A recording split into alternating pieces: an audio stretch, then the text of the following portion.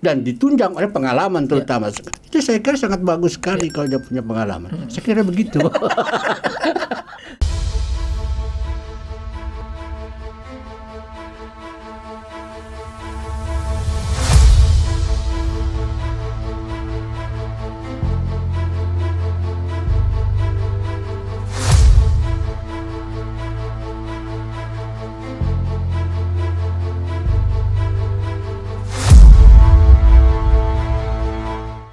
Bismillahirrahmanirrahim. Assalamualaikum warahmatullahi wabarakatuh.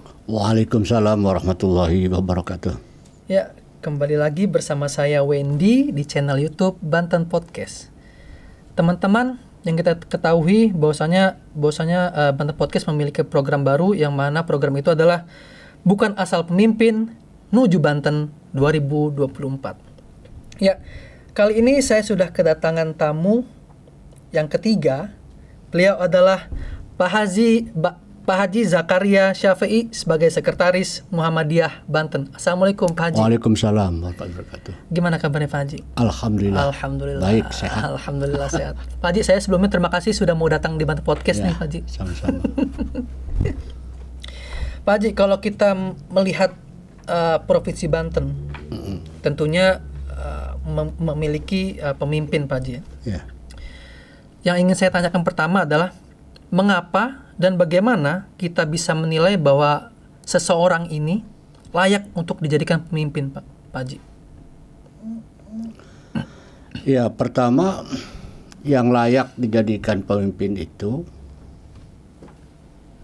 orang yang memiliki integritas, ya. Yang pertama.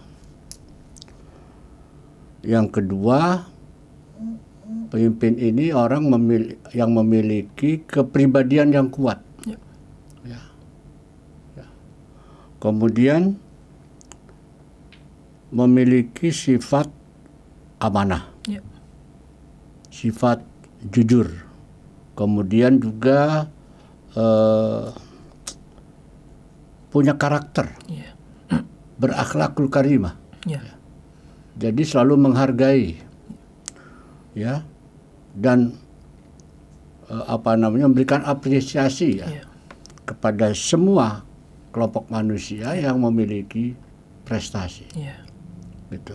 Kemudian juga mampu mengantarkan kehidupan masyarakat itu sejahtera, lahir batin, gitu. Nah, di samping itu juga profil dari seorang pemimpin itu, ya, kalau kita mengacu kepada ayat Al-Quran, itu pertama wazadahu bastotan fil ilmi wal jism. Dia mempunyai performan yang betul-betul meyakinkan, gitu. Bukan seorang yang lembek, tidak punya harisma, ya. Jadi orang yang betul-betul punya wibawa di tengah-tengah masyarakat. Lantas juga punya ilmu, punya wawasan yang sangat luas. Nah, pada sisi lain juga itu dia memiliki kemampuan, ya, sehingga dia bertindak atas nama pimpinan itu secara profesional. Nah, saya kira inilah beberapa kriteria yang memang dibutuhkan ya, untuk memimpin Banten ke depan.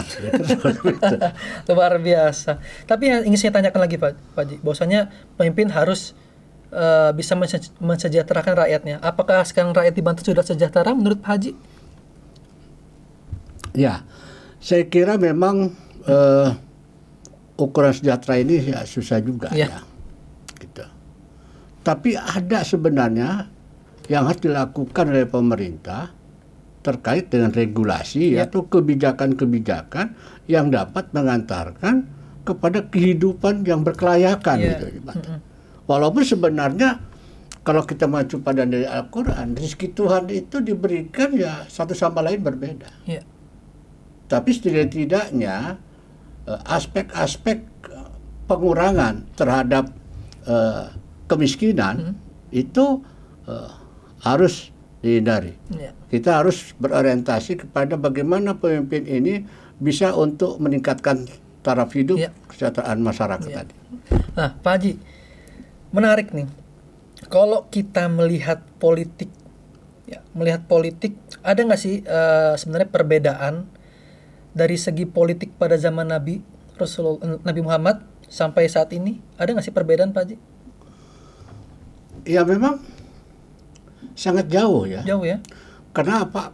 Karena kapasitas kita ya, walaupun berupaya untuk mengikuti tauladan Ya. yang dilakukan oleh Rasulullah, itu tentu tidak semua orang akan mampu Ya. untuk mengikuti Ya. itu.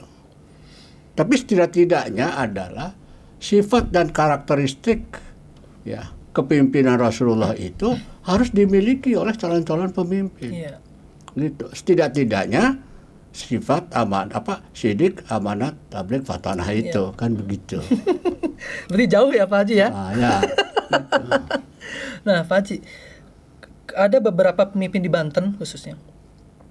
Ada beberapa nih Pak Haji yang terjerat kasus korupsi. Ya. Ya. Kita nggak usah sebut nama lah ya, Ya. pokoknya ada lah gitu pemimpinnya kan. Tanggapan Pak Haji terkait hal ini seperti apa? Ya. Dari sisi pribadi individu, nah itu boleh dikatakan tidak semua orang itu suci. Ya. Tidak semua orang itu suci. Tapi ada juga orang yang berusaha yang tadinya terjerembab Ya. pada sesuatu yang nista, itu kembali pada jalan yang benar. Dan itu juga harus diterima di pangkuan masyarakat sebenarnya. Karena memang kita akui bahwa dengan adanya punishment yang diberikan oleh pemerintah dalam bentuk pengurungan, sel, bui dan lain sebagainya, itu juga menjadi ajang untuk orang mengintrospeksi diri, untuk orang mengevaluasi diri dan kembali pada jalan yang benar. Jadi saya kira nggak jadi masalah. Nggak jadi masalah. Hanya permasalahannya, apakah masyarakat siap menerima kembalinya orang X? Gitu permasalahannya. Iya. Itu aja. Dan oleh karena itu, kondisivitas untuk turut menentukan pilihan itu adalah sangat kita hargai. Andai kata memang ada pilihan masyarakat rupanya tidak logis gitu umpamanya, jadi masalah. Tapi bukan berarti bahwa pribadi orang yang tidak logis itu sudah keluar dari jalur atau sudah dianggap blacklist begitu aja, nggak begitu. Kita memberikan penghormatan pada orang itu. Ada kemungkinan mereka-mereka yang telah melakukan pengurungan dan lain-lain sebagai bentuk punishment itu kembali pada yang benar. Saya kira seperti itu. Ya. Sepakat saya Pak Haji. Pak Haji, yang ingin saya tanyakan selanjutnya adalah sebentar lagi tentunya seluruh Indonesia bahkan ya, bukan Banten saja akan memasuki pesta demokrasi. Kita nggak asing lah Pak Haji ya terkait ada orang mencalonkan diri, contohnya sebagai gubernur atau wali kota, mendekatkan diri kepada tokoh ulama atau alim ulama sebagai tameng untuk mendapatkan suara yang banyak. Itu menurut Pak Haji gimana tuh? Ini yang mungkin dikenal dengan politik identitas ya. Memang itu udah gaya, semua orang begitu. Di mana-mana, jangan hanya tingkat provinsi, tingkat pusat juga saya kira begitu. Yang tadinya lepas jilbab, menjelang memasuki pemilu sudah pakai jilbab, sudah pakai kerudung. Saya kira mencari simpati dari masyarakat. Untuk apa? Untuk kepentingan pribadinya. Nah, oleh karena itulah memang dibutuhkan pemilih atau masyarakat ini memiliki kemampuan daya nalar untuk melihat masalah politik ini. Karena itulah maka saya kira yang paling penting adalah kewajiban setiap warga masyarakat paham betul dengan masalah politik sehingga mana yang lebih patut untuk dipilih. Jangan sampai terkibuli oleh orang yang pakai jilbab sementara akan begitu.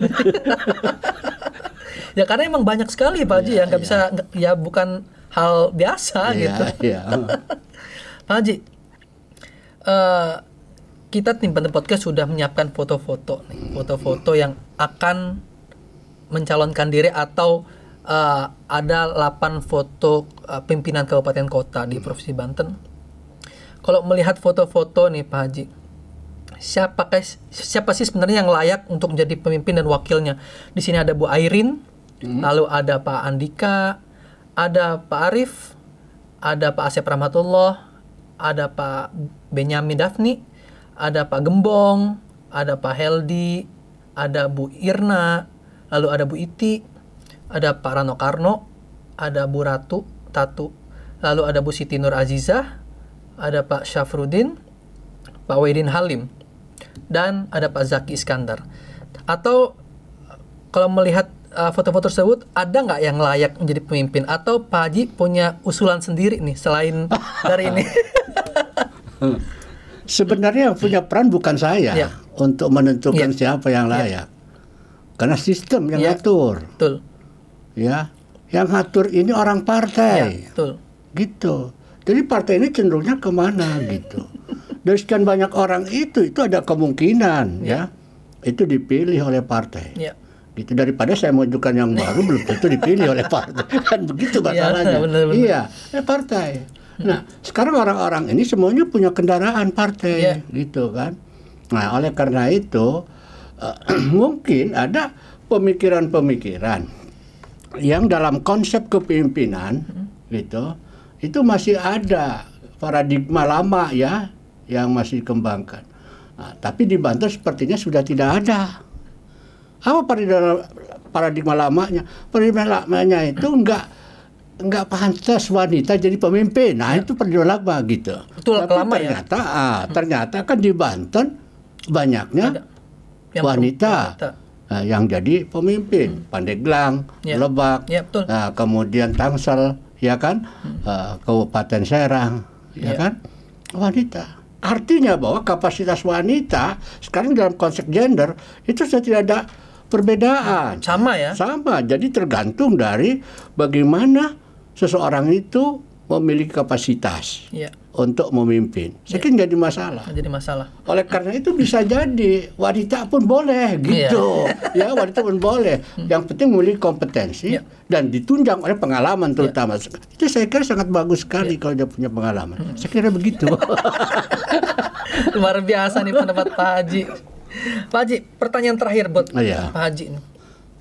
Harapan terbesar Pak Haji sebagai rakyat Banten, harapan besar Pak Haji terkait calon-calon pemimpin Banten ke depan agar Banten ini lebih maju dan lebih baik, seperti apa Pak Haji?